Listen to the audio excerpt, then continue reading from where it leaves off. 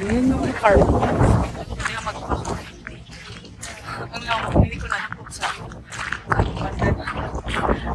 May fish pond dito. Ang lalaki ng mga fish.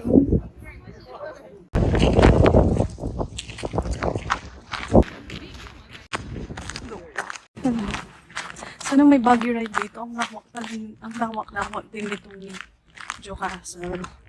Pabalik na ako. Hinahanap ko na yung pa-exit since napunta naman na natin yung pinaka-castle nila. Ang dami pang area yung pwedeng puntahan pero ang lawak niya. Pupunta pa ako sa Military Shrine. Yung puros lakaran dito. Walang pwedeng sakyan, like buggy rides ako sa Castle. Mabot pa nung nalakaran ko, andito ako. Dito yung entrance. Mabot pa nung lalakarin ko. Wala nung nilakad. Pero wala pa rin ako dun sa pinaka-entrance. Ang sakit ng pao. Mas parang mas malawak pa pa sa Osaka Castle. Ang dami ng section. Ang dami nang bumabalik.